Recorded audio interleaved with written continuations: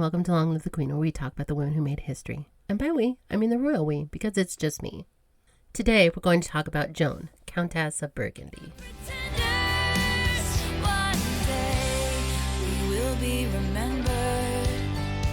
Joan of Burgundy was born in the year of our Lord, 1291. She was the oldest child of Otto, Count of Burgundy, not to be confused with the Duke of Burgundy. There is a County of Burgundy and a Duchy of Burgundy, and they are two different places. When little Joan was about 5 years old, her parents had another child, Joan's younger sister Blanche. In 1300, when Joan was about 9 and her sister Blanche was 4, they acquired a younger brother named Robert. 2 years later, when Joan was about 11, her grandfather died, and her mother inherited her lands of Artois. The Count and Countess decided to get their oldest daughter's marriage arranged. A deal was struck with the King of France. Joan would marry the second son of the King of France, Prince Philip the Tall. Lady Joan married Prince Philip the Tall at around the age of 16, because we don't know exactly when she was born. But the prince was about the same age as her, so that was promising. The same year that Joan married the king's second son, Margaret of Burgundy was marrying the oldest son of the King of France. Different Burgundy. Joan is from the County of Burgundy, which is Burgundy that was in the Holy Roman Empire. Margaret is from the Duchy of Burgundy, which is part of France. And both are part of France now. But at the time, the County of Burgundy was part of the Holy Roman Empire. So Joan of the County of Burgundy was about 1 year younger than Margaret of the Duchy of Burgundy. It's kind of complicated. But the women were natural friends, in addition to sister-in-laws. Joan became pregnant almost immediately. The following year, Joan was expecting, and her sister was going to join her in Paris. She was marrying the third son of the king. Blanche would be her sister's sister-in-law now. Sisters marrying brothers. That year was busy. Joan had her baby, Princess Jeanette.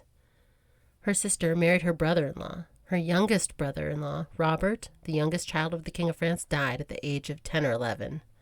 And her sister-in-law, Isabella of France, left at the age of 13 to get married and become Queen Consort of England. Joan's sister, and now sister-in-law, joined the Princess Girl Squad. The 3 women married to the 3 princes. The following year, Joan had her second baby with Prince Philip the Tall, Princess Marguerite. Joan was having a baby every year, but her sisters-in-law weren't. In 1310, Princess Isabella was born, and in 1330, Princess Blanche was born. Surprisingly, I don't have a birthday year for their brother, likely because he died in childhood, but that's an odd turn of events. It's usually the girls we don't have birthdays for. The year baby Blanche was born, Joan's sister-in-law, the Queen of England, was coming back for a state visit to see her family. On this visit home, Queen Isabella gave her sister-in-laws embroidered purses. These purses would have been of expensive quality. It was a gift from the Queen of England to her sisters-in-law, the princesses of France. These were old-school Birkin bags. After the family reunion, Queen Isabella returned to England. The following year, she noticed that 2 of the purses that she had given to Margaret and Blanche were on the belts of 2 Norman knights. Weird, right? Queen Isabella made a mental note to tell her father about the odd occurrence when she saw him next. And she did just that. She told her dad, the King of France, that these Norman knights had possession of the princess's purses. So weird. The King of France investigated his daughter-in-laws and the knights were interrogated and tortured, and they admitted under duress that the 2 of them had been eating, drinking, and sleeping with 2 of the 3 princesses. And the 3rd princess wasn't involved, but did in fact know about and cover up for the affair. Joan was found to be the princess that knew about and covered up for the affair of her sister and sister-in-law with the knights. She was put in jail with a shaved head. But then she was kind of put on house arrest. Her husband would be her jailer. He was her guardian. This is a Britney Spears conservatorship situation. So if Joan and her sisters-in-law didn't have sons and their husbands didn't get remarried to have sons, the Capetian line of the royal family would falter with male heirs. Next up, the Valois. But that was a while away. A lot of men had to die without sons first.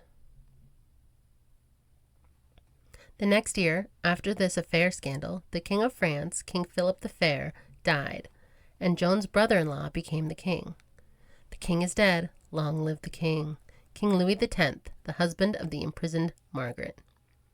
Europe was between popes, and the king and his brothers were unable to get annulments for their potentially adulterous marriages.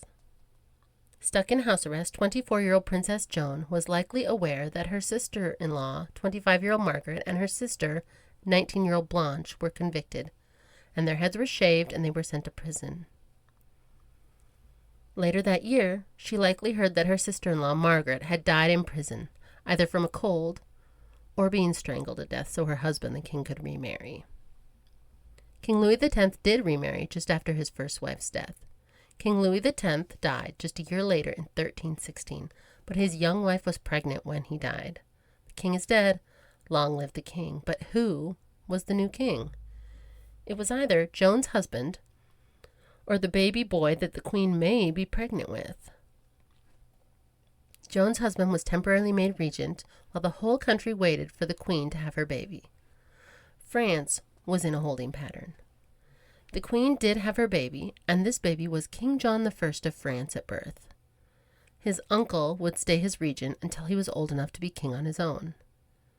But then, the infant King John died at just 5 days old, making his uncle Philip the Tall the new king.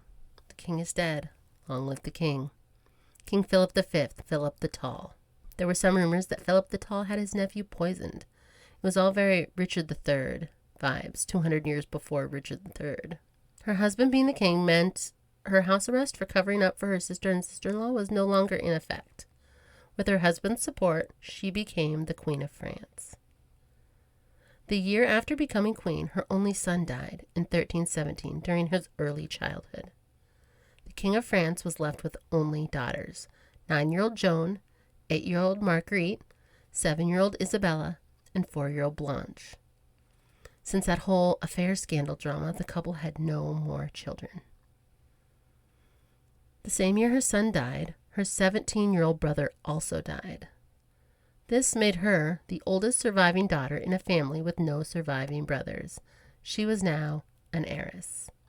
Philip the Tall decided to help the Jewish moneylenders regain their money from the Catholics who had borrowed money from them, and then argued usury against the lenders. A Catholic sin and crime, but not a Jewish one. There may have been some quid pro quo because many Jewish moneylenders left their property to the crown in their wills. So, like, I'll get you your money back, but when you die, give it back to me. And they're like, deal. But he was seen as the good guy because his father had borrowed money and then just kicked the Jews out of France. In 1321, there was a leper scare. The unfounded accusations claimed that lepers had been poisoning various wells around France. It was also accused that the Jewish moneylenders had been secretly organizing these alleged poisonings. None of them were likely true. King Philip attempted peace with a tour of his country, but with both sides engaging in violence, he didn't feel like he could side with either side without encouraging more violence. King Philip the Tall came down with various sudden illnesses and died. Poison? I don't know. Was it the curse of the Templars?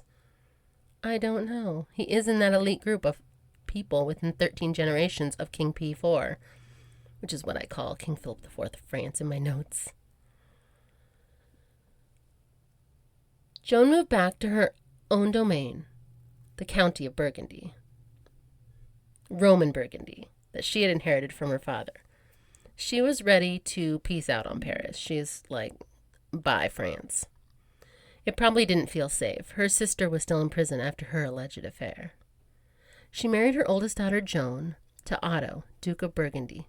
Little Joan was 10. Her husband was the 23-year-old brother of her eldest sister-in-law, Margaret, who was the one in prison. Was the 23-year-old brother of her eldest sister-in-law, Margaret, the one who went to prison with Joan's sister for their alleged affair with the brother Knights of Normandy. But he was the Duke of Burgundy now, and her daughter would need help keeping her inheritance safe. And the Duke's other sister, Joan, was married to the second prince of the blood. And there was now only one Capetian male standing in the way of the Valois family inheriting the throne. King Charles the Fair didn't want Joan's sister back, but he did allow her to have her marriage finally annulled by the new pope, and to move from a prison to a nunnery and take her nun's vows. 4 years after the death of her husband, Joan would have received word that her baby sister had died in the nunnery at the age of about 30, after spending 8 years in an underground prison and 4 years as a nun, suffering from poor health. It was said that after her sister died, Joan was so sorrowful as never before she had been. Her sister had been Queen of France after her for a minute, but like her sister-in-law Margaret, had almost immediately been replaced. 3 years later, Joan's mother also died at around the age of 60 or 61. Joan was now the last living member of her family, other than her own children. She was the matriarch at the age of 38. This meant that in addition to her father's land, she had also inherited her mother's lands of Artois.